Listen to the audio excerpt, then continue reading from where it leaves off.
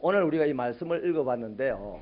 뭐 간단하게 말하면 예수 믿는 우리를 세상의 빛이라고 주님이 말씀을 하셨고, 그 세상의 빛은 드러나야 되는데 무엇으로 드러나야 하면 착한 행실로 드러나야 된다 했습니다. 그러면 정리를 하면 그렇죠. 빛은 착한 행실이라는 거죠. 그리스도인은 빛이기 때문에 이 세상을 착하게 살아야 됩니다. 자, 그런데요, 실제로 그리스도인이 스스로 빛을 발하는 빛은 못 됩니다. 요한복음 8장 12절에 보면 예수님이 가늠하다가 붙잡혀온 여인을 건져주고서 하신 말씀이 나는 세상의 빛인데 물은 나를 따르는 자는 어둠에 다니지 아니하고 생명의 빛을 얻을 것이다. 그렇게 말씀을 하셨어요. 그러니까 예수를 믿는 사람이 세상의 빛이 된다는 조건은 예수를 따라야 됩니다. 예수를 따라야 돼요. 여러분, 교회 안에서 자기 뜻을 추구하지 않는 새벽기도 성도들 되기를 바랍니다. 교회 안에서는 예수의 뜻을 추구하는 사람이어야 합니다. 그것이 아무리 옳고 선해도 자기 뜻은 교회 안에서 주장되어지면 안 돼요. 때로는 이해가 되지 않아도, 때로는 모호해도 하나님의 뜻이 어필되어져야 되고 앞장서게 되어야만 그 교회는 세상의 빛으로 드러날 수가 있는 것입니다. 그래서 저와 여러분이 세상의 빛이라는 말, 우리 어린 청소년들이 세상의 빛이라는 말은 예수를 믿기 때문에 정리가 되는 건데, 우리 안에 진정으로 세상의 빛이 되는 예수님을 모셨기 때문에 예수님이 우리를 세상의 빛이라고 말하는 거예요. 그래서 빛 대신 그 예수님을 내 안에 모시고 있으면 나의 삶의 태도, 나의 삶의 자세는 딱 정리가 됩니다. 내 안에 있는 예수님을 자꾸만 드러내고 싶어 하는 거죠. 여러분, 내 호주머니 안에 좋은 보석이 있으면 그 보석을 호주머니 안에 그냥 놔두고 싶은 생각은 없어요. 어쨌든 한 번씩이라도 끄집어내서 보고 싶고, 숨어서 보는 척하지만 옆에 있는 누군가가 보기를 바라고. 이렇지 않습니까? 제가 우리 교회에 처음 왔을 때 얼마 안 돼가지고 이런 예를 한번 들었죠.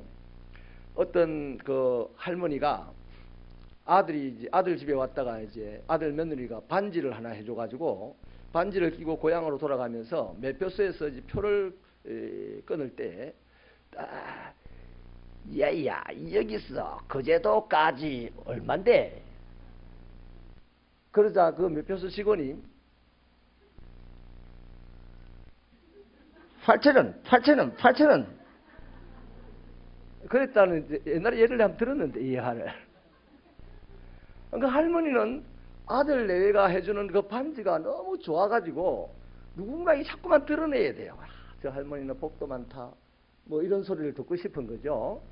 그 아들도 자랑하고 싶고. 그래서 자꾸만 반지를 이렇게 어쨌든 아이고 머리야 몇이지 뭐 이렇게 하는 거죠. 자꾸 보라고, 누군가가 보라고. 그런 겁니다.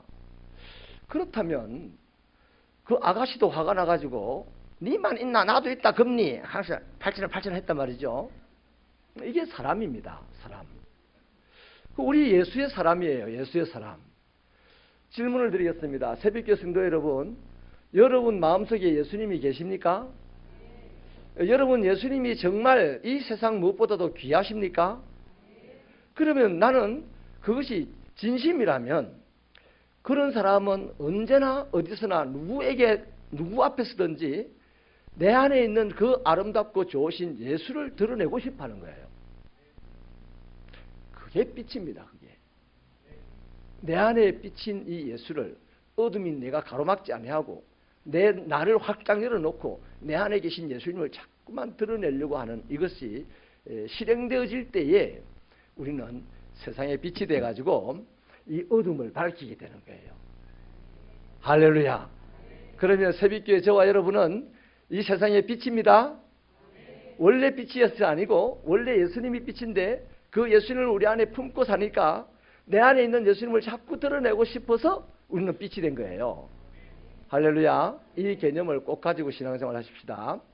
그 다음 두 번째는요, 착한 행실을 통하여 사람들이 빛을 본다고 했잖아요. 그것을 보고 하나님께 영광을 돌린다 그랬거든요. 자, 그러면요, 우리들의 착한 행실을 한번 따져보십시다. 착한 거는 별것이 아니고 이런 거죠. 아픈 사람을 만났어요. 고쳐주는 것이 착한 겁니다. 가난한 사람을 만났습니다. 부유하게 해주는 것이 착한 겁니다. 아주 무식한 사람을 만났어요. 그 사람을 똑똑하게 만들어주는 것이 착한 거예요. 여러분, 선교가 바로 그 착한 겁니다. 우리나라에 선교가 들어와 가지고 사실 옛날에 우리 초기 기독교 말이죠. 초기 기독교는 인구 2천만의 기독교인이 30만 정도 되었어요. 그러니까 66분의 1 정도가 예수를 믿었어요. 그런데 지금은 어떻습니까? 1,000만 명이 예수 믿는 사람이라고 하지 않습니까? 4분의 1이 예수를 믿는다 그래요. 근데 그 당시에 66명 중에 한 명이 예수 믿을 그 당시에 대한민국에 엄청난 학교들이 161개의 학교들이 세워졌어요. 또 모든 병원들이 기독교인들의 선교사님들에 의해서 세워졌습니다. 아주 적은 무리에 의해서 아주 강력한 국민 단위당 강력한 하나님의 나라가 이루어졌어요. 그게 바로 착한 행실들입니다. 그럼 오늘 어떻습니까? 오늘 우리는 4천만 명 중에 1,000만 명 정도가 예수를 믿는다고 하니 4명 중에 1명이 예수를 믿는다는 수식이 나와요. 그런데 이 세상은 기독교인들에 의해서 학교는 안 세워지고 오히려 학교들이 자꾸만 무너져가고 있습니다. 기독교 재단들이 이제 다 넘어가고 있어요. 그리고 기독교인들에 의해서 병원만 세워지는 것이 아니고 이제는 절에서도 병원을 세우고 또 요양원이라든지 아니면 이 사회복지 관계된 것들은 거의 절에서 다 합니다. 이렇게 볼 때 이 기독교의 영향력이 그만큼 축소되었다. 옛날에는 굉장히 열악한 환경 가운데서 기독교의 영향력이 거의 극대화되었다면 지금은 아주 좋은 환경 속에서 기독교의 영향이 극소화되어 가고 있다. 이런 겁니다.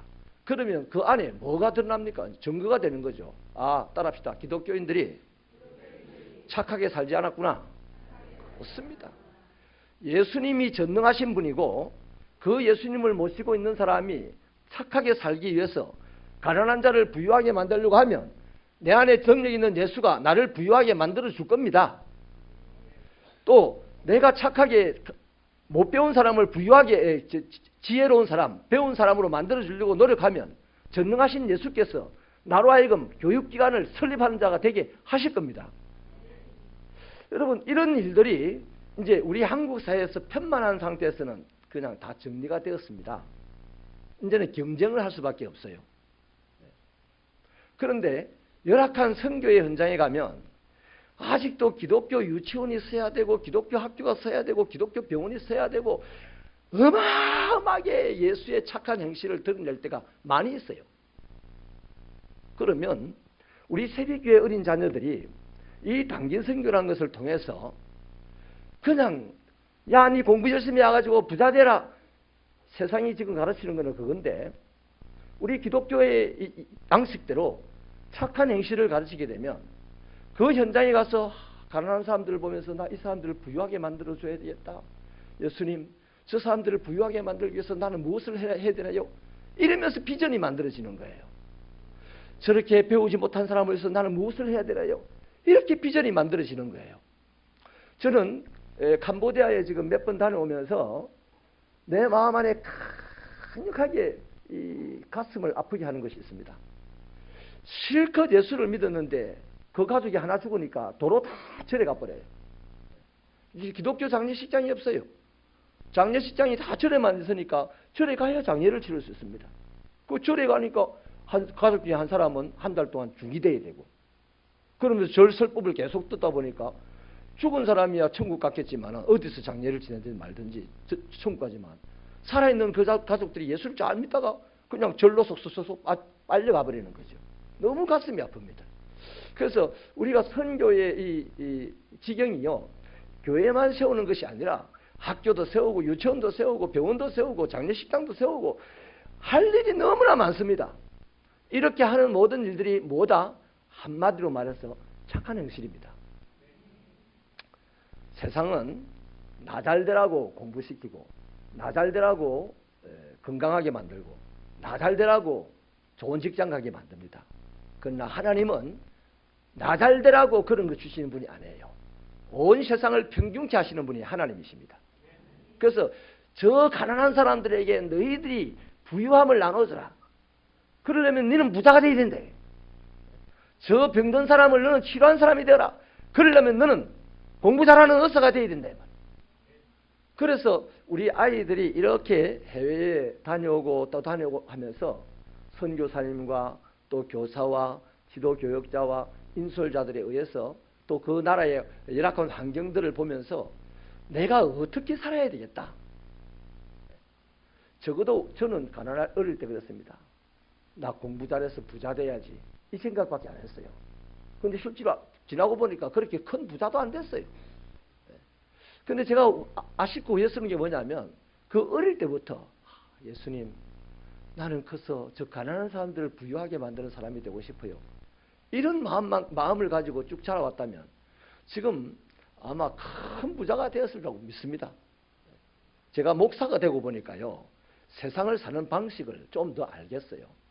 이전에 저는 목사가 되기 전에는 작은 사업을 한답시고 바쁘게 돌아다니기도 하고 그랬는데 다 쓸데없는 짓을 한 거예요. 그 당시 다 쓸데없는 짓 한다 하더라고 저보고. 나는 부자가 될 거라 자신했어요. 그런데 지나고 보니까 그 사람들은 말이 맞아요. 여러분, 말씀을 마치겠습니다. 이 선교 활동을 하는 것은 단기 선교이든 중기 선교든 또 풀타임 선교이든 간에 상관없이 하나님의 복음을 위한 차원에서 일을 나가는 거거든요. 그렇기 때문에 딱 두 가지입니다. 내 안에 예수님이 계셔서 우리가 빛이 되어서 지금 움직인다는 겁니다. 오늘 성경에 보니까 산 위의 동리가 숨기지 못한다 그랬죠. 그 말은 뒤집어 말하면 빛이 산꼭대기로 올라가야만 산 위의 동네도 드러나게 되는 겁니다. 아멘. 골짜기에서 산 위를 못 비추지 않습니까? 그래서 선교라는 이 이름으로 오대양육대주에 막 움직일 때 거기에 또 반딧불처럼 말이죠. 불빛이 하나 가고 둘이 가고 세 개 가고 네 개 가고 그것이 많은 불빛이 될 때 하나님의, 나는 이렇게 해석합니다. 따라합시다. 선교는 하나님의 폭죽놀이다. 얼마나 아름다운 광경이었습니까? 그래서 우리 사랑하는 아이들이 이렇게 자라면서 어른들을 본받아서 선교지에 움직이고 선교지를 답사하고 선교지 가서 봉사하고 이럴 때 불이 반짝반짝 하거다 이 말이죠. 그래서 오늘 16명이 움직이는데 16명이 반짝반짝 하는 것보다도 앞으로 더 성장해가지고 160명이 반짝반짝하면 그 불은 더 커질 거 아니겠습니까? 그러면 더 많은 부분의 어둠을 밝힐 수 있지 않겠습니까? 이런 은혜의 역사가 우리 단기 선교 안에 있으니 우리 교사 선생님들도 이번에 다녀오는 것을 끝내지 마십시오. 끊임없이 선교에 대해서 계속 나눔을 가지시고 또 복기를 하시고 또 계속 아이들 마음속에 깨달아진 바를 발견해내시고 그래서 계속해서 선교의 이 마인드를 키워나가셔서 우리 새벽교회가 양산의 한 변두리에 머물러 있는 교회가 아니라 세계의 중심에 자리 잡는 교회가 되는 축복이 있기를 바랍니다. 우리 유명용 장로님이 어제까지만 해도 독감에 걸려가지고 제가 걱정을 참 많이 했는데 오늘 보니까 이발도 하고 깔끔하게 보이니 독감이 이제 떠나간 것 같습니다. 우리 선생님들과 또 차목사님 어린 친구들 잘 이끌고 건강하게 잘 다녀오시기를 주님의 이름으로 축원합니다. 기도하겠습니다.